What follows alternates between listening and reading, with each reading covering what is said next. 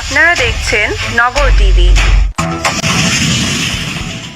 অবৈধভাবে ফসলি জমির মাটি কেটে ইট ভাটায় বিক্রি। মুহাম্মদ রেজাউল হক রহমতের ভিডিওতে বিস্তারিত।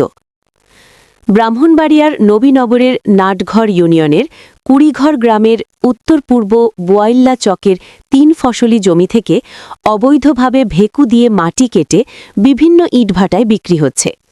বিষয়টি সাংবাদিকদের নজরে আসিলে ১১ জানুয়ারি রবিবার সরাসরি উপস্থিত হয়ে প্রথমে গোপন ক্যামেরায় মাটি কাটার ভিডিও ধারণ করা হয় এবং জানা যায় কুড়িঘর গ্রামের হুমায়ুন মিয়া দীর্ঘদিন যাবৎ দিনে রাতে ফসলি জমি থেকে মাটি কেটে স্থানীয় ইটভাটায় বিক্রি করে হাতিয়ে নিচ্ছে লাখ লাখ টাকা।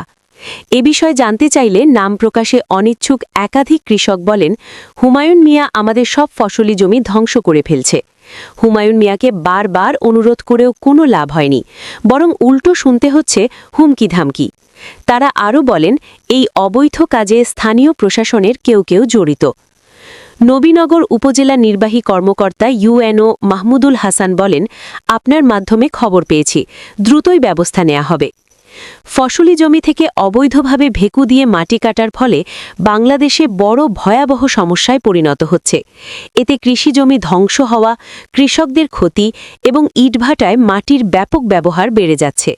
বিশ্লেষকরা বলছেন, এ ধরনের অবৈধ মাটি উত্তোলন ও ইটভাটায় মাটি বিক্রি দেশের বিভিন্ন অঞ্চলে পরিবেশ ও কৃষিজমি ক্ষতির বড় কারণ হিসেবে দেখা যাচ্ছে এবং উর্বর মাটি কাটার ফলে জমির উর্বরতা কমে যাচ্ছে, কৃষি উৎপাদন হ্রাস পাচ্ছে এবং পরিবেশেও নেতিবাচক প্রভাব পড়ছে।